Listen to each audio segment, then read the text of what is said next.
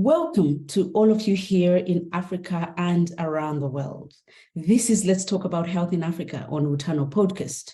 I am Lenias Hwenda, and my guest today is Craig Lipset, the co-chair of Decentralized Trials and Research Alliance. Today on Utano Podcast, we are discussing decentralized clinical trials. What are they? Can they solve some of the challenges that are often encountered when doing clinical trials to test whether medical interventions work as well as they should? We'll be asking Craig, can decentralized clinical trials work in the African context?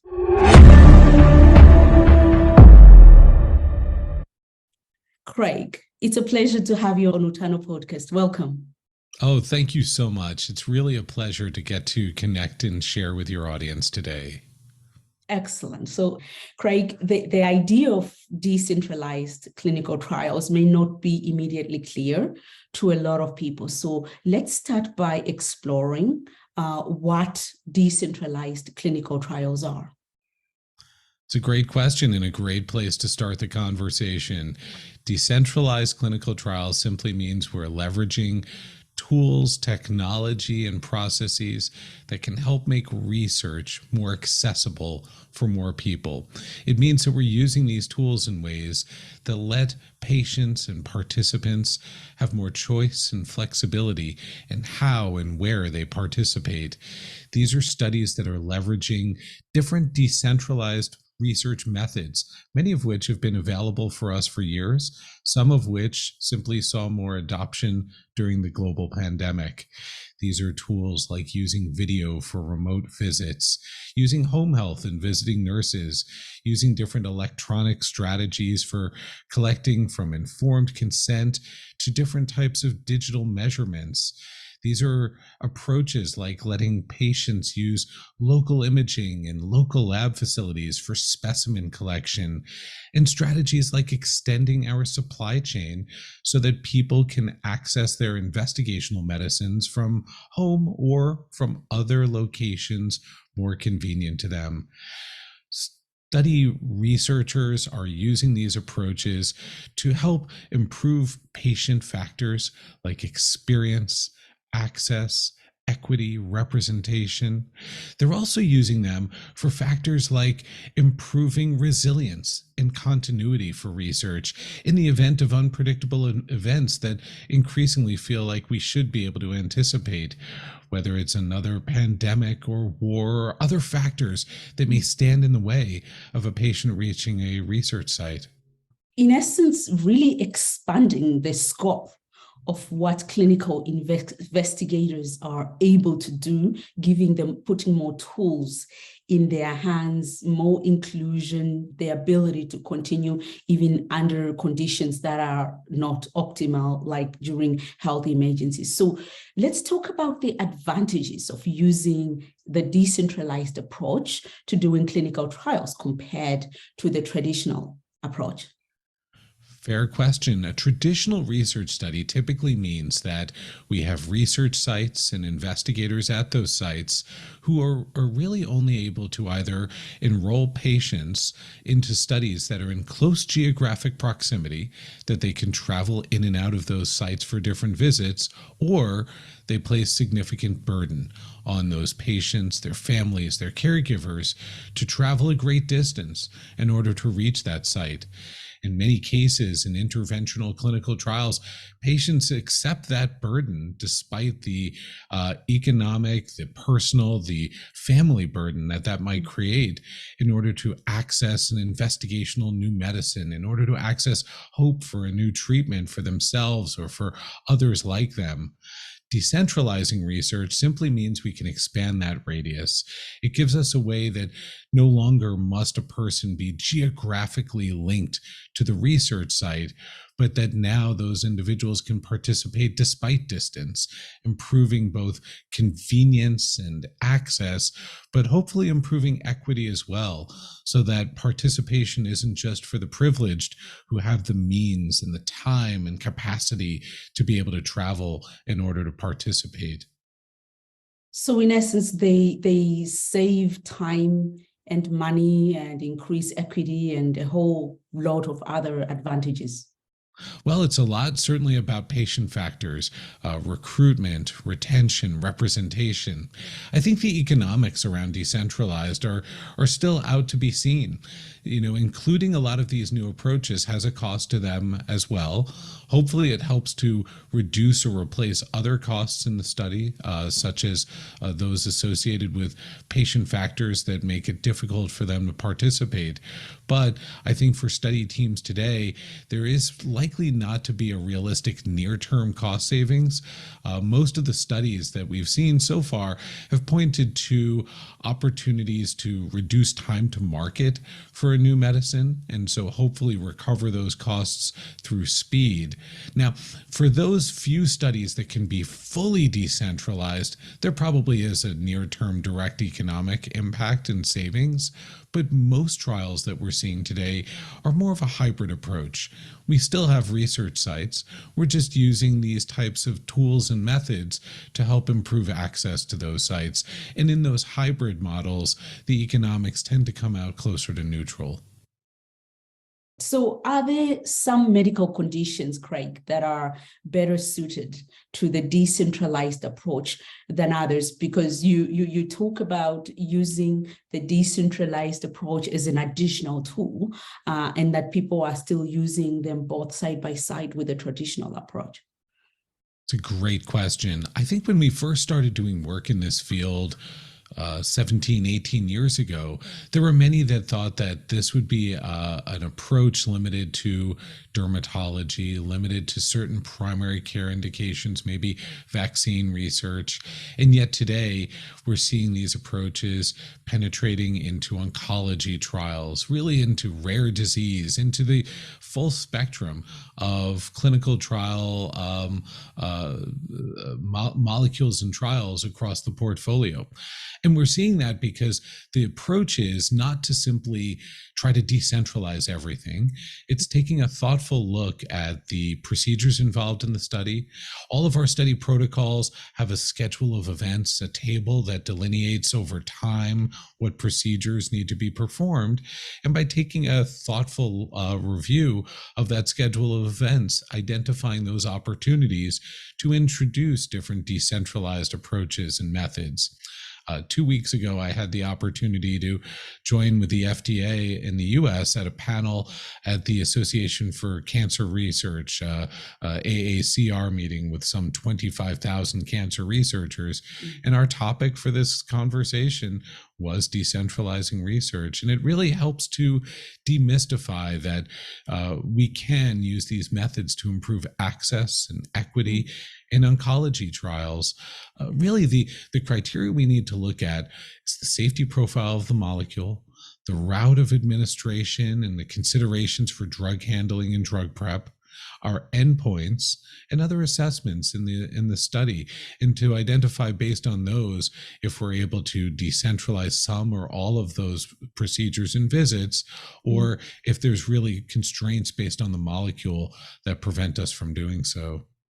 So basically, it's not really a matter of the kind of assessments that involve primarily, for instance, questionnaires being better suited than those that would go beyond, the questionnaires, the visual assessment to look at, what kind of biomarkers are changing during the trial. You can use them pretty much for vaccine research, for instance. You can use these approaches for studies that are using self-reported measurements like PROs and diaries, but we can use these approaches when we have endpoints that are based on wet biomarkers, that are based on specimens like blood, urine, or otherwise, simply by collecting those specimens closer to the patient's home, whether it's in their home or in a clinic nearby, or even studies that are using imaging endpoints, not by proposing we're going to drive an MRI to a patient's home, but simply by letting them use imaging centers that are closer to their home. But then we also see these opportunities today to modernize and digitize the endpoints that we use in our trials. You know, a very common measurement, a very common endpoint for studies in movement disorders and heart failure is the 6-minute walk test, which is simply having a patient come to the clinic to observe them walking on a 10 or 20 meter distance in the hallway and monitoring for different physiologic factors, which we know we can do with a patient from home. We know we can monitor them on video or use different types of digital measurements, whether on their phone or on their wrist. And so as we modernize and digitize our endpoints, we're going to have far more ability to have flexibility in where people can be in order to collect that data, no longer requiring them to come to the clinic just for that measurement to take place, but having more confidence that we can collect data with the same integrity from most anywhere. You mentioned data integrity. That was going to be my next question. Obviously, it's clear they are expanding the scope of what can be done during clinical investigations, but do they allow investigators to maintain the same level of scope on patient safety, on how they provide oversight and protecting the integrity of data compared to the traditional approach? It's a fabulous question because our guardrails for clinical research remain the same: patient safety and data integrity. And everything that we do that may be innovative or traditional always needs to conform within those guardrails. Now, decentralizing research doesn't have to mean that we're leaving patients on their own and in the wild and creating distance in terms of oversight for the investigator over the patient. Decentralizing done right should mean people have more connectivity, more access to one another, just like the way we're able to access and connect with one another right now, no longer having to wait for the opportunity for me to travel to Johannesburg or for you to travel to New York City. And so the requirements and expectations of oversight are still there. And fortunately, there are robust tools that can help investigators to have the oversight that they need, whether a data point is being collected through a sensor or a device or by a visiting nurse in the home. We still have to have in our plans the evidence to show that investigators have full oversight and control. You know, there was a guidance, a recommendation paper from the regulators in Europe that came out last December on this topic, and it emphasizes exactly the points you're raising here, that sponsors and study teams need to be able to demonstrate that investigators have full oversight and control over the data. You know, as we're introducing more of these digital measures and we develop, qualify, validate them with different testing, we'll have even more confidence and ability that we can measure consistently regardless of where an individual may be. Let's talk about whether you think decentralized trials are likely to open new opportunities in the African context and how they're likely to do that. It's a great question. I think that certainly those that are planning studies that are global in scope will be concerned about global regulation, privacy, and other rules with which they need to conform, and how those might vary from country to country and from culture to culture in terms of expectations. There are technology constraints that need to be navigated, both in terms of ensuring access to the right types of bandwidth and connectivity for individuals, as well as access to the technologies themselves. We need to make sure that investigators and patients are able to use these tools, that we're giving them the proper level of support, and that we're making it easy for these tools to be used. Sometimes in our early instances with these trials, we might send a site a lot of different technology without the right level of support attached. It creates burden, it overwhelms, it creates reluctance and resistance resistance to use these different approaches. And so making sure that our technology and our support are working together to help people in terms of using these tools in their research studies.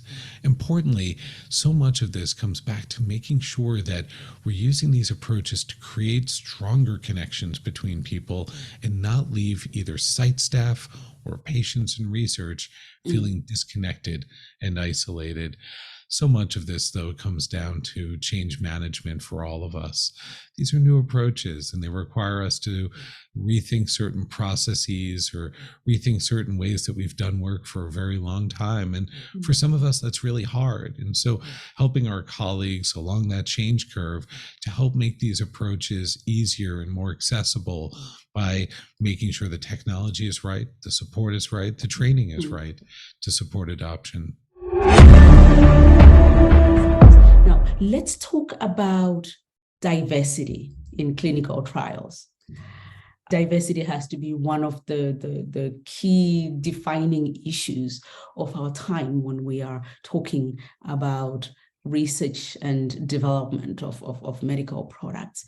Are you seeing clinical trials actually doing more to increase diversity in the context of the decentralized approach, but also the traditional?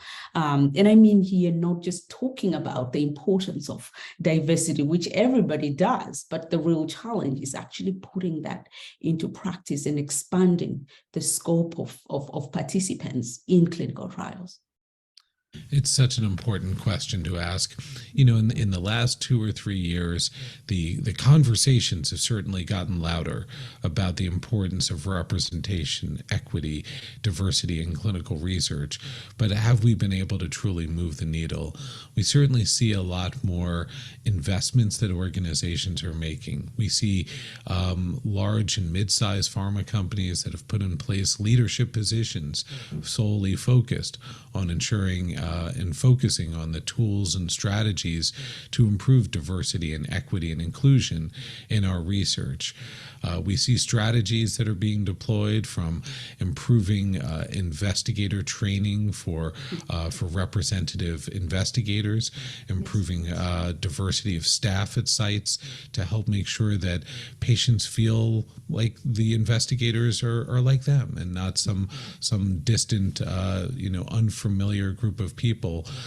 We see a lot of different strategies that are being deployed right now, but I think it's still, in many ways, the jury is still out if we're seeing these bearing fruit.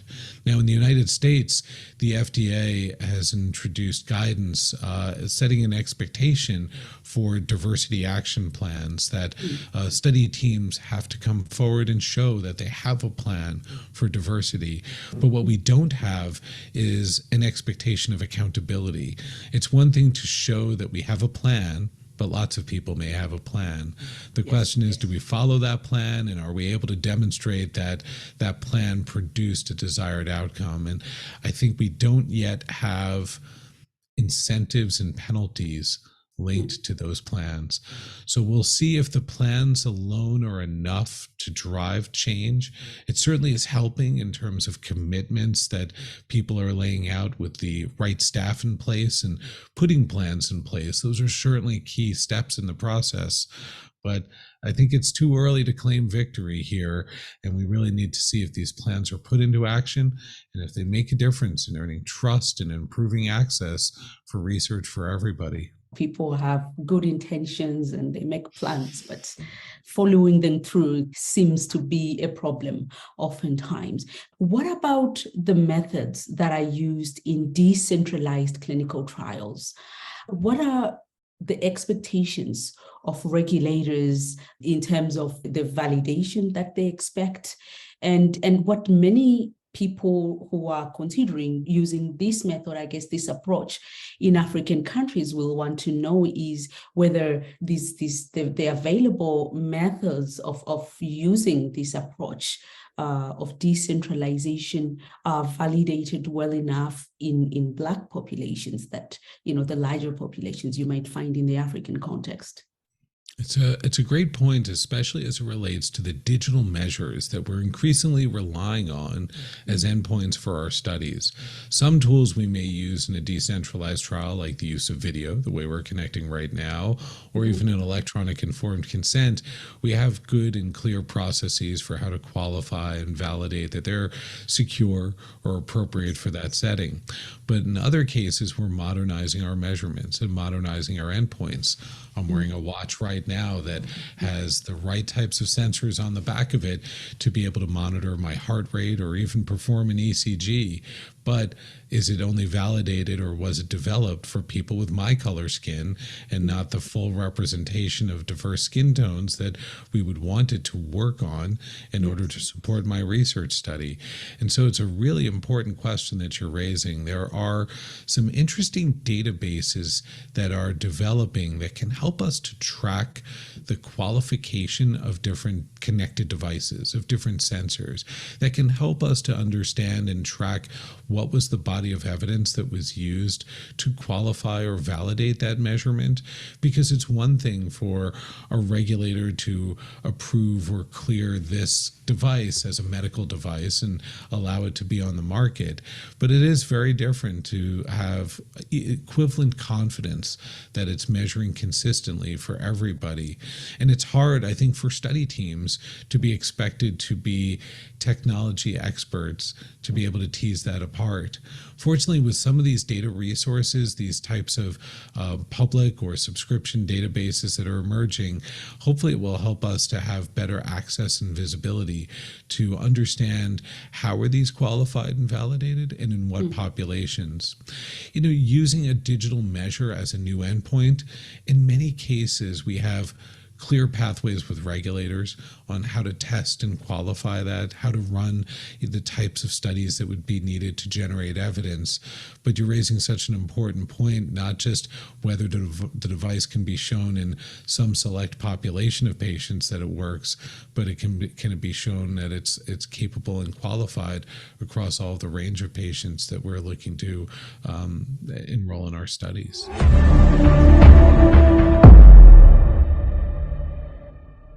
Now, what about the business case for decentralized clinical trials? What is the business case? And is it supported by real-world data on the value that it delivers for patients and for businesses as well? That's a great point. I'd say that for most pharma and biotech organizations, many research organizations today, there are really three elements to their business case. The first are the patient factors themselves, key performance indicators around recruitment and retention that we can measure in our portfolio, as well as other patient factors such as diversity and representation and measures we're deploying around access and experience. Yes. Whether those are individual key performance indicators or whether we're looking in aggregate to show that by improving the speed of recruitment and supporting retention, we can reduce the cycle time for this molecule and improve its commercial viability. I think the second body is a little less straightforward to quantify, but it's the business case around business continuity and risk mitigation. The investments that we make around anticipating challenges to the continuity of our business, including our research enterprise, and the disruption that we know can be created in a heartbeat, and making sure that we have resilience and the ability to make quick changes if patients can't reach sites. I think the third aspect of the business case we're seeing right now is largely coming out of Europe, and that's around sustainability and the environmental impact of clinical research. And as more and more pharmaceutical and biotech companies are holding themselves accountable to ESG and corporate social responsibility and reporting, it'll be interesting to see what role decentralized research can play in helping to show a quantifiable impact on reducing their carbon footprint, on reducing their environmental impact of their research process. There are groups in Europe right now that are doing a great job starting to quantify the carbon offset associated with study procedures, which can help in the business case for decentralizing research by supporting additional evidence that these investments in decentralizing not only reduce burden for patients, but can reduce burden for the planet. Can decentralized clinical trials be used in all phases of drug development, or are they more suited for some than others? It's a great question. Most of these applications we see do lean in more towards later phases of research where we have increased confidence in the safety of a molecule. Also, our very early phase research can often be our most complex in terms of burdens of procedures. That being said, even phase 1 clinical trials are finding that some of the long-term safety follow-up can be done decentralized. And so we might need that patient to be in the clinic for the earliest dosing with that molecule, but for some of the follow-up visits, can we support those with less burden for those individuals? Certainly in phase 2, we see a good amount of adoption of these approaches, and as we move into larger populations with more confidence in the safety of the molecule, we certainly see even more adoption with these approaches. So they are certainly very well suited for expanding the size of the trial population. But in the African context, we always have so many things to worry about. And one question that comes to mind is whether decentralized trials need specialized equipment to conduct them, or whether the requirements in terms of the equipment that you'd require can be made available in any geography that you may want to look at. So we see this. There's this risk today of a new digital divide. And we've talked in the past about the digital divide among patients and people, that perhaps some with underserved populations or underserved individuals might not have access to the same technology that others have. And I think we risk this among researchers today about a digital divide, that the approaches of decentralizing research are for the elite and the privileged, the large pharmaceutical and big global funded studies, whereas for academic researchers and for others more local, these approaches can seem expensive and hard to access. Now, fortunately, some of the approaches that are key for decentralizing are very scalable. Using video, using electronic informed consent can be very accessible as compared with some decentralized methods like qualifying and validating a digital measurement that requires a special connected device on an individual's wrist. Those can bring more cost and more logistics. Certainly for global pharmaceutical and biotech companies that are working with CROs as partners, they're getting more and more confident supporting those approaches at global scale. But for researchers, either in the US, Europe, Africa, or anywhere, individual researchers, I think, still find many of these tools hard to access. Fortunately, electronic consent and video as cornerstones are much easier. But some of the more sophisticated digital measures right now are really much less democratized. So great potential there for widening the gap. Again, the inequality in terms of access. What are the current regulations governing decentralized clinical trial data in African countries? For instance, the current regulations allow the transfer of data for analysis elsewhere. I mean, how does it work at the moment?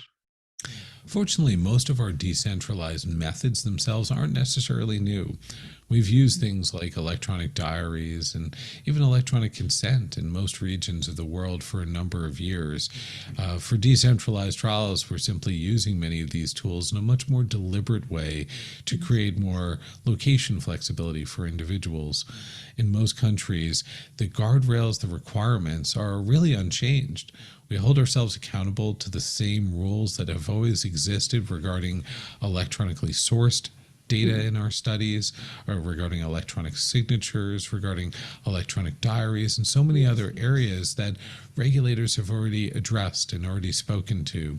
Right. Now, we did have guidance that was produced from most global regulators during the pandemic with recommendations on how to continue their research during that frenetic period.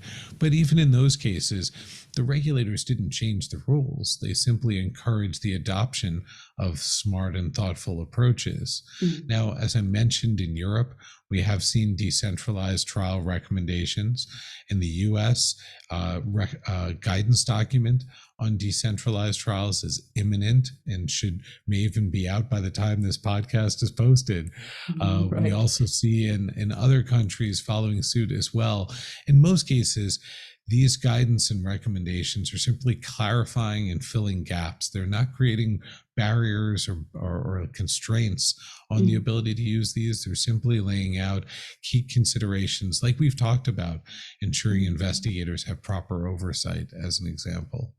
Yes, well, we are expecting our African Medicines Agency to start operating anytime now. And we hope that this is one issue they'll be looking at in terms of how you have alignment in terms of guidelines in the same way that they are having in Europe. And of course, in the US, you have the US FDA, and that simplifies things considerably. Now, one of the challenges, Craig, that faces African research is this idea of helicopter research. How do you see decentralization impacting this problem, where you have studies being run from overseas? What do you see as the way of overcoming some of those challenges that already exists in terms of the division of labor between local researchers and their colleagues overseas? Oh, that's a great question. One thing I do want to make sure I'm referencing regarding the prior question on global regulation, I'd be remiss if I didn't mention that the Decentralized Trials Research Alliance, DTRA.org, has resources that they're increasingly posting and making available on the new release of their website with a global regulatory insights map to help track different regulatory and policy expectations in different regions. And of course, that's very dynamic and hopefully will be an accessible resource for any interested researchers. Now, the question you raise about helicopter is a really interesting one. And I don't know that decentralized alone necessarily is going to help or hurt in that regard. I think, like so many things, it really is about the implementation, because one could use decentralized research approaches in a way that only exacerbate the problem that you described around helicopter research and disconnecting, the ability to grow and enrich the local research community. It's so many of these methods are really just that. They're methods and tools. And whether they're used to improve equity, whether they're used to improve connectivity for people, whether they're used to improve local infrastructure, really depends on the users, right? And how they're being designed and deployed. And if they're done in a deliberate way that can help improve local infrastructure and leave behind sustaining capability, or if they were just designed in a transactional way, meant to service the needs of one study and one protocol, and then break down and leave very little support behind. I'm sorry to say that it's so much of it really will come down back to the people, and hopefully that are doing things in a way that is designed to leave behind good. Yes, down to the people and possibly regulators also, in terms of the accountability that they can expect. Now, Craig, do you see the decentralized approach being the future of clinical trials? What sort of models do you see being required as we go forward into the next decade, which is projected to have more outbreaks and all kinds of challenges that we can expect on the global level in terms of disease outbreaks and so forth? I think these decentralized methods that we're talking about today will just become normalized in parts of our accessible and expected research toolkit, both because we'll have more operating confidence. As our regulators will provide increasing clarity, but this will become increasingly the expectation among patients and research participants. If they can connect with their doctor for other types of encounters online, why would this cutting edge technology enabled new medicine still rely on legacy approaches and not be keeping similar pace? And so I think there'll be increasing expectation among patients. Ultimately, I think even IRBs and ethics committees will start to look at these approaches and challenge study teams on why you are not using approaches that can improve access and accessibility for patients. I don't think ethics committees would challenge in that way today because we don't have operating confidence and regulatory confidence across the board. But over the coming 5 years, we absolutely will. And I think it will become natural for ethics committees to expect that study teams are using the tools available to improve access and equity in their research. I think also, as you're describing over the coming decade, we'll start to see increased appreciation of master protocols and platform trials, studies that are not built just to test one drug for one indication and build up all that infrastructure simply to break it all down at the end, but find more opportunities for platform trials and master protocols that can be up and running and test multiple molecules or multiple indications over time. Decentralized research methods will pair very nicely with those strategies as they develop and mature. Regulators have been very favorable about platform trials and master protocols in the US and abroad, and certainly during the pandemic with studies from Solidarity, Recovery, and others, so many of our key questions about what worked and what didn't for COVID-19 were answered not from individual trials, but from these types of master protocols. And so I look forward to seeing those not only in infectious diseases, but across other disease areas over the coming decade, creating improved infrastructure for research by letting us share more approaches and hopefully doing more to improve access for people, not just into the one study they happen to hear about from a doctor, but for the right studies that are right for them.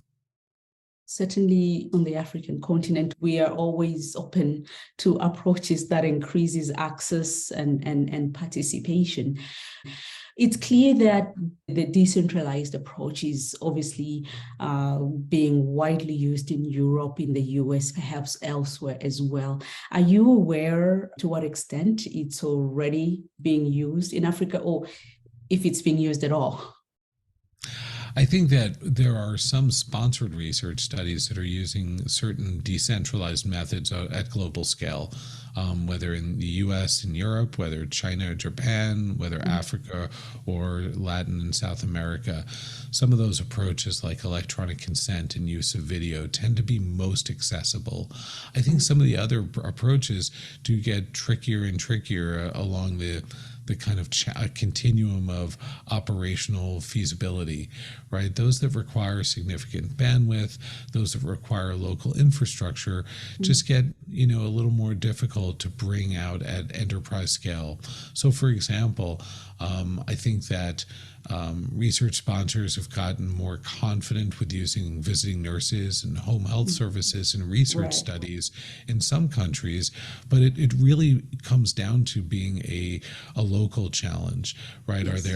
Are there locally staffed visiting nurse services that are trained in research processes that I could deploy for my studies, or is it going to require a significant amount of retraining of staff to be familiar and comfortable with not just providing healthcare in the home, but supporting a clinical research protocol in the home? So to finish up, Craig, what would you say to a clinical investigator who's thinking of using this approach in an African country, what should they be considering? What should they be thinking about in planning for such a trial approach in an African context? A decentralized clinical trial is not one archetype. It is not one thing. It is not all or nothing. You can look at your study that you're designing and look at your schedule of events and start to identify opportunities that can create more location flexibility for the patients in your trial, even if those approaches can spare 1 or 2 visits by using accessible technologies like video or electronic informed consent. Those can be wins. Sometimes I think we can get overwhelmed by all of the different world of the possible, and it can feel like we can't do anything that could make a meaningful difference in this space. But in fact, every study that takes one step forward in the right direction creates aggregate momentum and learning for all of us. And so if every researcher on the continent is looking at these opportunities and can introduce 1 or 2 new strategies that can help improve access and reduce burden, in aggregate, that can be a tremendous signal of momentum. Craig, thank you so much for coming on today and for sharing your insights with us. It's a pleasure to have you on. It's a pleasure. Thank you so much for this opportunity.